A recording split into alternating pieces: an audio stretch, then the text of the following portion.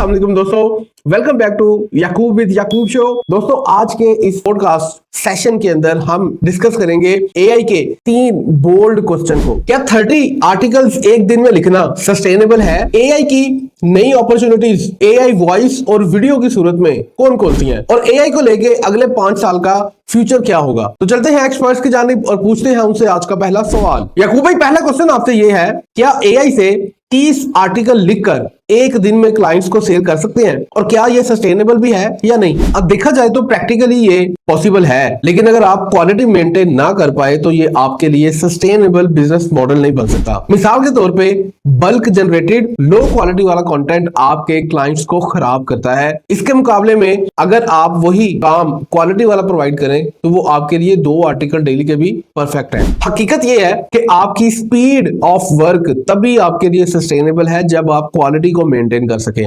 Otherwise आप अपनी reputation और मार्केट में अपनी साख गंवा बैठेंगे और कोई क्लाइंट भी आपको काम नहीं देगा। टिप मैं यहां पर देना चाहूंगा कि अगर आपने वाकई ही ये बल्क जनरेशन वाला काम रखना है तो फिर पूरा एक प्रोसेस बनाएं, एक पर्सन को बिठाएं जो सिर्फ आपके आर्टिकल्स जो जनरेट होके आ रहे हैं उनको अंडरस्टैंड करे कि क्या ये क्वालिटी पर और क्लाइंट की एक्सपेक्टेशंस के अकॉर्डिंग है या नहीं। अगर आप इस चीज को मैनेज कर लेते हैं तो फिर चाहे आप 30 की बजाय 60 आर्टिकल्स भी डेली के बना रहे हैं तो आपका काम क्वालिटी पर बेस करता होगा और ये सिस्टम आपके लिए काफी ज्यादा हेल्पफुल और पावरफुल बन सकता है। सर दूसरा क्वेश्चन है, क्या एआई की वजह से वॉइस और वीडियो की वजह से न्यू अपॉर्चुनिटीज फ्रीलांसर्स के लिए क्रिएट हो रही हैं? हाँ, ये एक फास्ट ग्रोइंग नीश है। एआई वॉइस ओवर, अवतार वीडियोस और डबिंग सर्विसेज की demand day by day increase हो रही है। मिसाल के तौर पे ऐसे बिजनेसेस जो बड़ी बड़ी ऑर्गेनाइजेशंस को अपनी वीडियो रिकॉर्डिंग के लिए हायर नहीं कर सकते, वो इस तरह की सर्विसेज इजीली अवेल कर सकते हैं क्योंकि ये कॉस्ट इफेक्टिव होती हैं। अगर आपने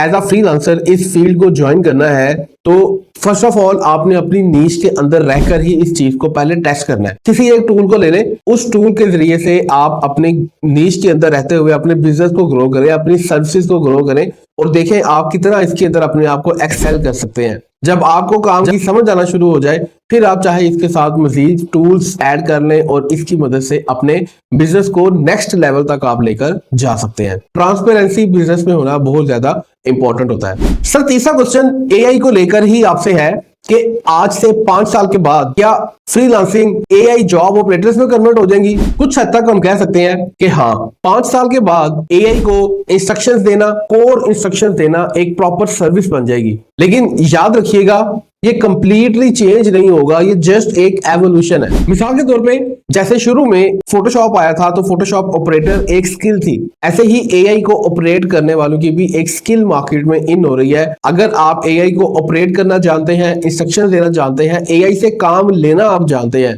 तो आपके लिए नई अपॉर्चुनिटीज मार्केट में ओपन हो रही हैं और फ्यूचर में बहुत ज्यादा आपके लिए अपॉर्चुनिटीज ओपन हो सकती हैं। हकीकत ये है कि ऐसे लोग जो जस्ट मैकेनिकल काम करते हैं उनके लिए प्रॉब्लम जो है वो बहुत ज्यादा बढ़ने वाली है और ये उनके लिए समझने के रिस्क है। अगर वो लोग एआई को नहीं सीखते तो उनकी जॉब्स इन फ्यूचर इनसिक्योर है। लेकिन ऐसे लोग जो एआई को जस्ट एक टूल के तौर पे यूज करते हैं उनके लिए मार्केट में बहुत ज्यादा अपॉर्चुनिटीज ओपन होने जा रही हैं। टिप मैं आपको यहां पर दूंगा, आप अपने आप को एआई ऑपरेटर के तौर पे नहीं बल्कि एआई प्रॉब्लम सॉल्वर के तौर पर आप अपने आप को पोजीशन करें क्योंकि यही आपके लिए फ्यूचर प्रूफ अप्रोच है। तो दोस्तों ये था हमारा आज का पॉडकास्ट सेशन। उम्मीद करता हूं कि आपको ये सेशन भी पसंद आया होगा। कमिंग एपिसोड के अंदर हम बात करेंगे 1 महीने का फ्री ट्रायल और क्लाइंट का आधी रात को आपको मैसेज करने का मसला और इसे कैसे हम डील कर सकते हैं। तो देखना मत भूलिएगा, आपका अपना शो याकूब विद याकूब।